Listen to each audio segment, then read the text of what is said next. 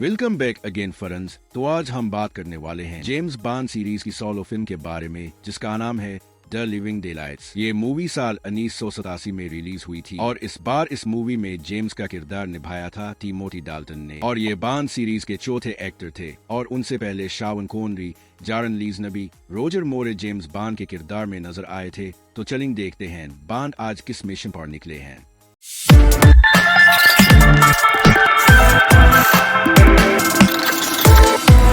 तो मूवी की शुरुआत में हम आसमान में एक प्लेन को देखते हैं जिसमें मिस्टर एम नए MI6 के एजेंटों को ट्रेनिंग दे रहे होते हैं और फिर ये जल्द ही सब एजेंट प्लेन से कूद जाते हैं। अब उन एजेंट का मिशन था कि ये लोग नीचे खड़े अपने दूसरे एजेंट की नजरों में आए बगैर उन पर पीछे से वार करना और उन्हीं एजेंटों में शामिल था नया 007 यानी हमारा जेम्स बॉन्ड। लेकिन तभी MI6 के उन एजेंटों में एक हुस्पिटिया एजेंट अपने दूसरे साथी एजेंटों को सचमुच का मारने लगता है और बॉन्ड समझ जाता है कि उनमें कोई घुसपैठिया शामिल हो चुका है, इसीलिए वो आदमी भी भागने लगता है और बॉन्ड भी इसका पीछा करने लगता है। मगर फिर देखते ही देखते इस नामालूम शख्स की गाड़ी ब्लास्ट हो जाती है और फिर बॉन्ड MI6 को इस घुसपैठिए की खबर देता है। इसके बाद बॉन्ड को नए मिशन पर भेजा जाता है जिसमें इसे जॉर्जी कोस्कोफ नामी एक एजेंट को बचाना था जो कि सोवियत खुफिया इंटेलिजेंस KGB का एजेंट था। कि तभी बॉन्ड की नजर एक लड़की पर पड़ती है जो कि कोस्कोफ पर स्नाइपर से निशाना लगाए बैठी थी और ये वही लड़की थी जो कुछ देर पहले इस कंसर्ट में वायलिन बजा रही थी। और बॉन्ड को ये भी पता था कि वो लड़की खुद एक KGB की एजेंट है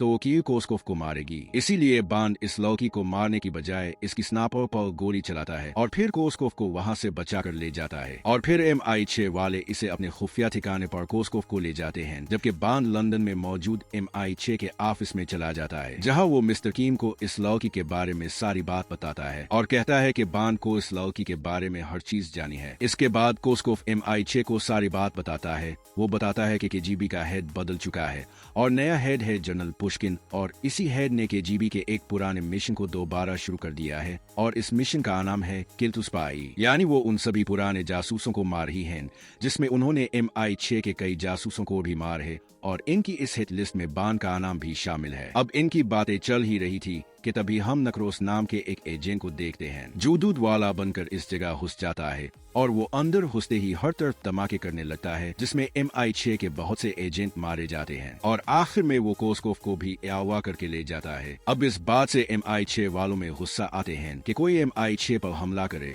और उनकी नाक तले इनके मेहमान को कोई अगवा करके ले जाए, इसीलिए अब मिस्टर बॉन्ड को पुष्किन को मारने का टास्क दे देते हैं जिस पर बॉन्ड भी मान जाता है। लेकिन इसके साथ साथ बॉन्ड ये भी कहता है कि चेकोस्लोवाकिया में इसे एक लड़की देखी थी और मुझे लगता है कि इस किडनैपिंग के साथ इस लड़की का भी कोई ताल्लुक जरूर होगा, जिस पर MI6 भी इस लड़की के बारे में पता लगाने लगते हैं। जिसके बाद बॉन्ड को पता चलता है कि इस लड़की का नाम कारा मिलोवी है, लेकिन वो लड़की KGB की एजेंट है या नहीं इसके बारे में बॉन्ड को खुद पता लगाने होगा। अब बॉन्ड को हमेशा की तरह मिशन पर जाने से पहले एजेंट की इसे कुछ गैजेट देते हैं जिसमें एक खास चाबी होती है जिसमें से एक ऐसी गैस निकलती है जिससे कोई भी आदमी बेहोश हो जाता है, वो भी बस एक सीटी बजाने से। अब बॉन्ड दोबारा से चेकोस्लोवाकिया में जाता है जहां पर बॉन्ड को इस लड़की का पता मिल भी जाता है, जहां बॉन्ड देखता है कि जिस रात वो लड़की कोस्कोफ पर जिस स्नाइपर से इसे शूट करने वाली थी इस स्नाइपर की गोलियां ही निकली थी। अब बॉन्ड इस बारे में मजीद जाने के लिए इस लड़की से कोस्कोफ का दोस्त बनकर जाता है जिस पर केरा बताती है कि वो कोस्कोफ की गर्लफ्रेंड है, जिससे बॉन्ड समझ जाता है कि ये सब एक ड्रामा था और अब बॉन्ड को कोस्कोफ पर भी शक होने लगता है। दूसरी तरफ हम KGB के नए हेड पुष्किन को देखते हैं जो कि बराड वाल्टर नामी एक जर्नल से मिलता है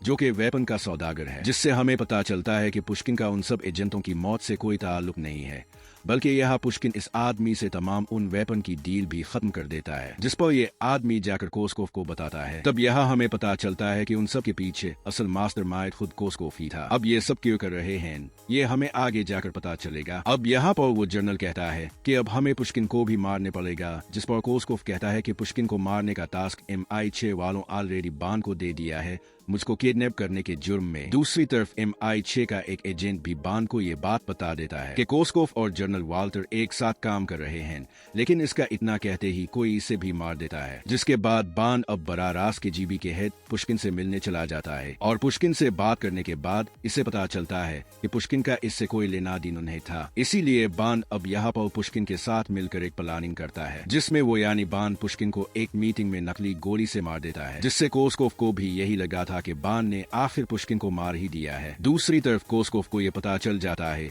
कि इसकी गर्लफ्रेंड यानी कीरा कई दिनों से बान के साथ घूम रही है, जिस पर कोस्कोव अपने आदमियों के साथ उन्हें पकड़ लेता है और पकड़कर अफगानिस्तान की सोवियत जेल में बंद कर दिया जाता है। लेकिन बान अपने चाबी वाले गैजेट का इस्तेमाल करके सोवियत जेल से भाग जाते हैं, लेकिन भागते दौरान इनकी मुलाकात कामरान शाह से होती है, जो अफगान मुजाहिदीन का लीडर होता है, जिससे बान को सारी बात पता चलती है कि कोस्कोव रशियन गवर्नमेंट का सारा पैसा लगा रहा है उफ्योम खरीदने में, जिससे वो उन मुजाहिदीन से खरीदने वाला है और फिर कोस्कोव इन्हीं उफ्योम को बड़ी मार्केटों में भारी दाम से बेचेगा और उनसे जो आमदनी होगी इससे वेपन खरीदेगा और फिर इन्हीं वेपनों का वो अफगानिस्तान के खिलाफ इस्तेमाल करेगा। अब ये सारी बातें सुनने के बाद बान कोस्कोव के मिशन को नाकाम करने के लिए लग जाता है और वो मुजाहिदीन की मदद से पहुंचता है जहाँ पर वो डील हो रही थी और फिर बान बड़ी चालाकी से उफ्योम की इस गोदाम में वो बम लगा देता है। मगर तभी कोस्कोव और इसके आदमी बान को देख लेते हैं, जिस पर उन दोनों जानिब फायरिंग का तबादला शुरू हो जाता है और तभी वहाँ बान की मदद के लिए मुजाहिदीन भी सोवियत बेस पर अटैक कर देते हैं और फिर देखते ही देखते उफ्योम वाला गोदाम भी तबाह हो जाता है।